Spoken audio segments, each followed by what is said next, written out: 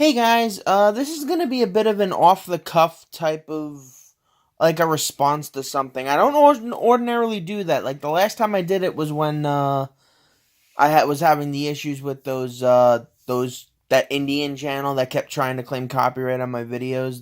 I don't even remember what it was. I think it was Cinekids that was doing the illegal dub versions of Disney films without their permission or consent. I haven't really done anything like that since then, and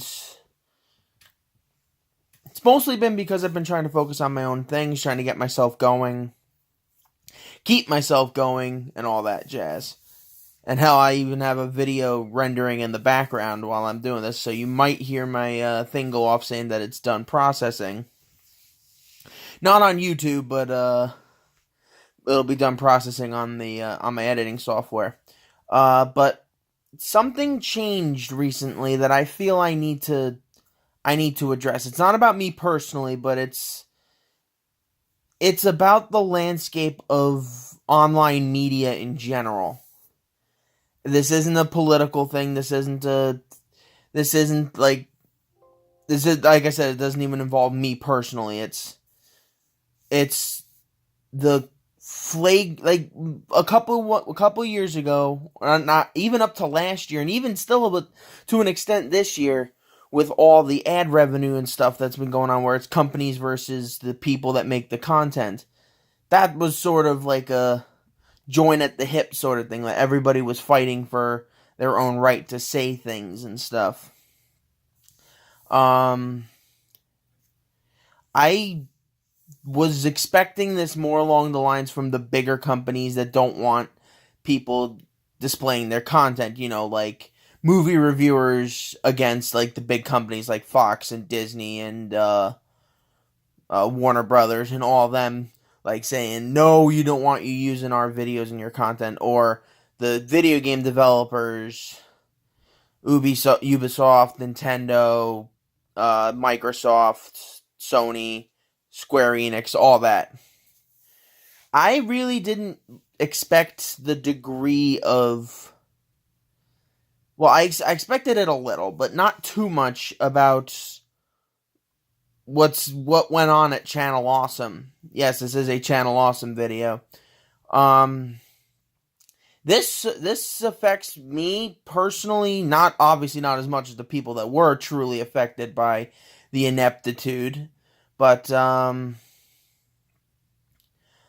honestly, like I've said, a lot of my more adult nature was formed through watching content on Channel Awesome, not just the Nostalgia Critic or any of that stuff, but watching Nostalgia Chick, watching Mars Girl, watching Linkara, watching Phaelus, all these guys that used to make content for the channel, and a lot of it built my viewpoints as a writer, built my viewpoints as a content creator on YouTube for you guys, built a lot of my personal reflection, a bitter disdain I have for like not content creators, like the big business trying to take down reviewers and all that. Like a lot of what I felt was building me was coming from them, and I've always been eternally grateful to them. That's why I'm subscribed to a majority of their channels. They're all like their own personal channels. But I believe they were leaked at some point earlier this week. The posts about the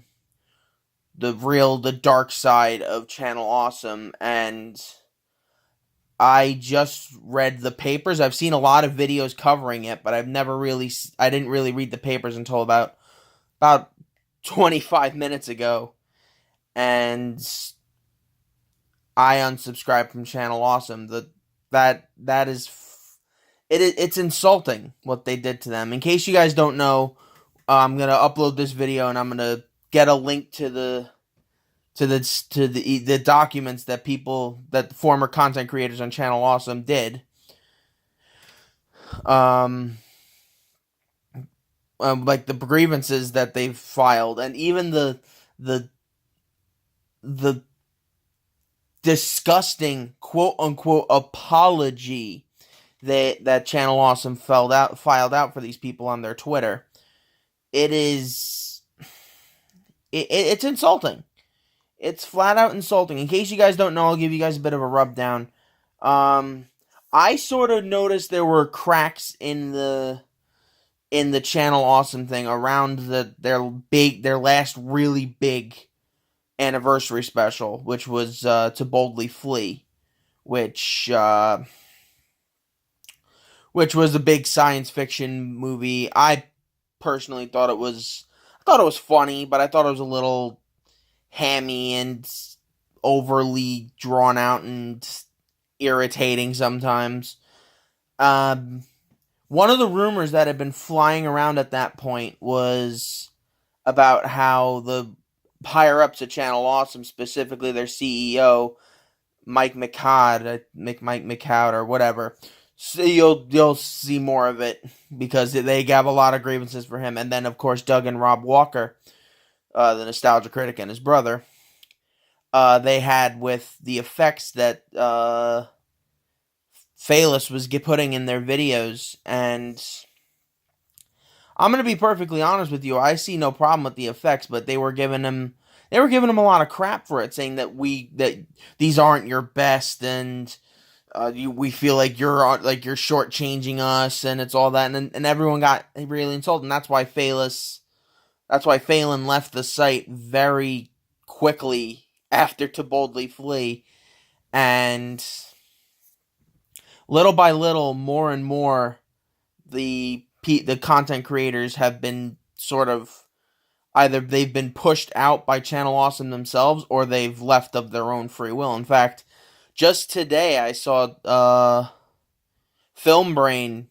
I don't remember his name off the brand, but when I saw his face on Twitter, I knew it was Film Brain, and I saw that he was backing down and getting out of it, and I was like, wow, if even he's getting out of Channel Awesome, they're gonna be riding the coattails of the Nostalgia Critic for a very long time. They're gonna ride that thing into the dirt. But that was where you could see the cracks coming in when Phelan got into his stuff with them. Afterwards, it was the way they handled issues like personal issues. Like I don't remember the exact terms of it, but I remember there was a big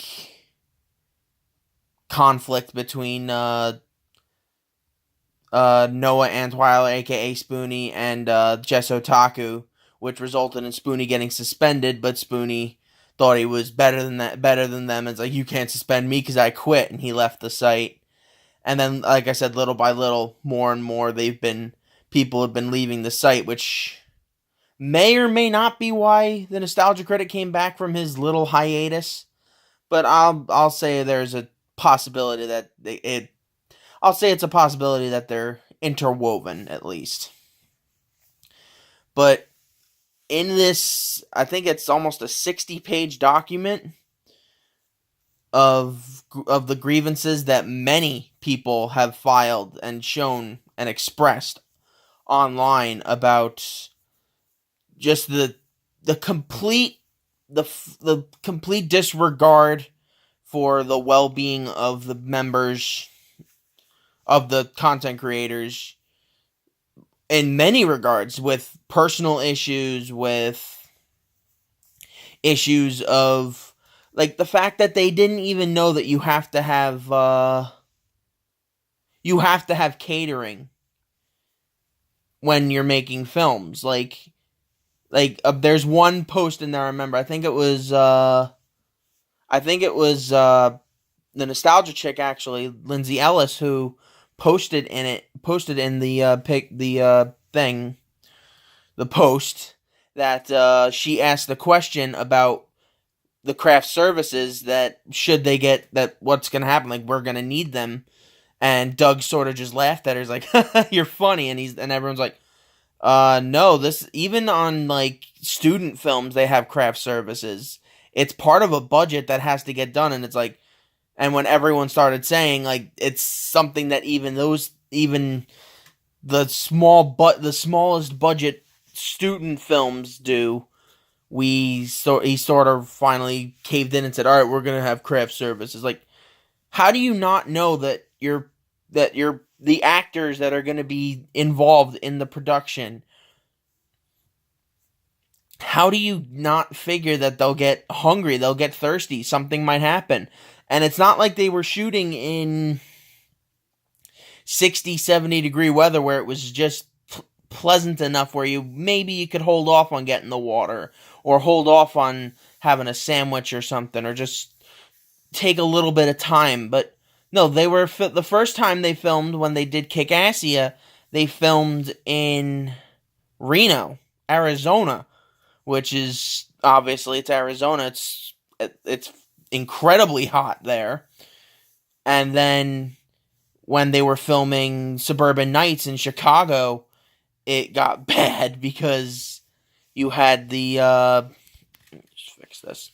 You had the all the bad weather that happened then, and then you had that, and it goes beyond just the craft services thing. It goes into just the ways that the arrogance that they had. It's not just the CEO. It is Doug and Rob too.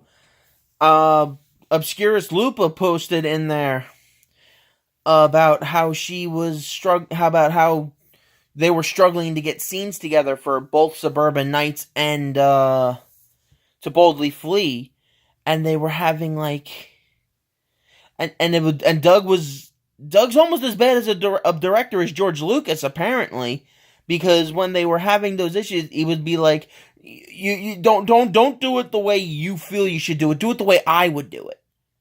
Like that Doug is such an egotistical person that he feels that everything has to go the way he sees it, and nothing else. Yes, the director is important. Nobody is denying that the director is important, but actors are creative people too. Everybody in the film process is a creative person, and yes, even in the 20-minute reviews that you can do, there are people that are involved that help and create the content for you, and they can motivate things. Like, hell, the completely ad-libbed line for Han Solo in Empire Strikes Back, one of the most famous lines out there: "I love you, I know." That was ad-libbed. Irvin Kershner basically told Harrison Ford, "Look, the script sucks, we know, but just go out there and do what you would do." And that's what Harrison Ford did when he was doing Han Solo's line. He just said, "I know." That's what he thinks he would say. Then that's what sold it. Doug seems to be more along the lines of a George Lucas style guy, where it's like everything has to go the way he wants it to go, and they almost had no input on it. And it's especially bad in the stuff that they write about what happened with To Boldly Flee, where they were talking about how there were scenes and outfits and costumes that they either Channel Awesome wanted them to wear, or Doug or Rob wanted them to wear, scenes that they wanted them to do that they didn't feel comfortable with, or lines that they were just ripping out of the films that they were parodying. Like, do they even know what parody is? Parody isn't just using the lines word for word from movies. That's ripping off. What's parody is making fun of some things. Like, I don't remember if it was Robin Hood Men in Tights, or it was one of those parody medieval movies. It was either one of the Monty Python movies, or it was Robin Hood Men in Tights, or something else. I don't know. I could be wrong, but I remember there was a scene where one of the characters is about to sing, like they would do in like a Broadway show, or like in a Disney film, where they'd express their feelings through song, and then someone's like, "Nope, we're not doing that." That is what you do. You don't just blatantly sing an "I Want" song in the middle of a big medieval scene and epicness and all that. That is parody.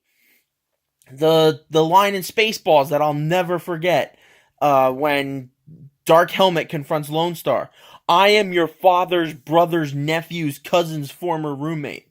What's that make us? Absolutely nothing. That is a parody line. But taking lines like almost verbatim from all the source materials they were ripping off into Boldly Flee. From Star Trek, from The Matrix, from Star Wars, from Ghost in a Shell, from, oh my god, there were so many things they were ripping off. Terminator, RoboCop. It was bad, to be perfectly honest. But there would be so many things. Like, I remember there was a scene, there was an outfit. Well, the big things that I remember from there was an outfit that Lindsay Ellis, the nostalgia chick, had to wear that she felt uncomfortable wearing it. Obviously, actresses can be like, all right, I feel a little uncomfortable wearing this. Can we change the outfit? And they're like, no, they're doing this the way it has to get done. It's like, really? It's just a complete lack of professionalism. And if this was them just starting out, it'd be a little bit more understandable because you have no experience doing something like this. When they were making To Boldly Flee, they had been around for about 5 or 6 years. And as of this point, Channel Awesome has been around for 10 years. There's almost no excuse for this lack of professionalism from them. And to make matters worse, this victim-blaming quote-unquote apology that they put out on Twitter has gotten a lot of bad responses. In fact, from what I've been seeing from their subscribers feed, Channel Awesome has been free-falling in terms of subscribers. Like, I'm not going to ask you guys not to unsubscribe to them, but I'm just saying that I left, and this is unforgivable. This was disgusting, really. Like, I can only imagine working. It feels a lot like, personally, like, from my perspective, I'm trying to think of if I've ever had, the closest would be like a project in school. Like, I was in a graphics class in high school where we had to make where we were making a bunch of projects. And one of the biggest ones we had to do, it was for our final in that class, we had to create a functioning video game in Adobe Flash. And we were all paired off into groups. And there were four or five, I think there were 5 people in my group. There was myself, there were 4 other kids. And there was one kid who just did nothing. Like, he just sat there, he was texting all the time, and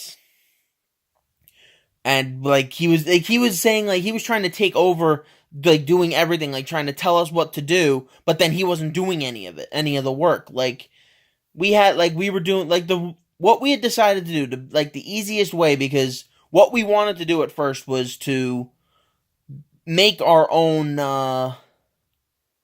if we had had more time, we would have made like a Pokemon ROM hack. Because they basically used to do our projects in like a week, when we'd have a whole month to work on them, and then we'd be able to work on our own side projects, like working on the ROM hacks. But we didn't have time to work on that, so what we decided to do is we were going to do a maze, where basically what you had was you had a sort of like a cutout character that you would paste off from the internet, and you would use that character to go through and guide your way through the maze to get to the certain goal. If you hit any of the walls, you lose. If you hit any of the enemies you created, you lose. Every time we got another step further, this kid would come in and say, no, I don't like this. Do it differently. And we're like, okay, how would you want to do it differently? He's like, I don't know. I want to do it. I want to see it the way I want to see it. Like, can you imagine that kind of disgusting attitude? Like, I'm not going to do anything about it, but you're not doing it right. And there's like a hell of a lot more grievances filed from people from people who needed personal days. Like, there was one person who was struggling with their personal issues through high school, and then ultimately they were confused about their sexuality, so they ended up talking to the former PR person there, who said, oh, don't worry, take your time.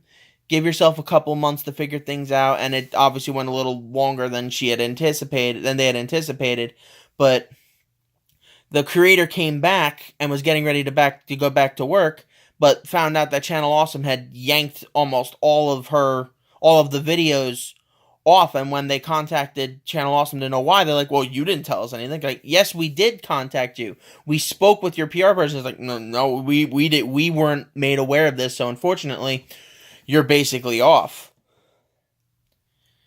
Channel Awesome formed a lot about who I am. All of them did, from Lindsay, Todd in the Shadows, Linkara, even the Nostalgia Critic. But this is something that I could never forgive. And if their channel implodes because of this horrible, disgusting thing that they've done, then the world will be made a better place because of it.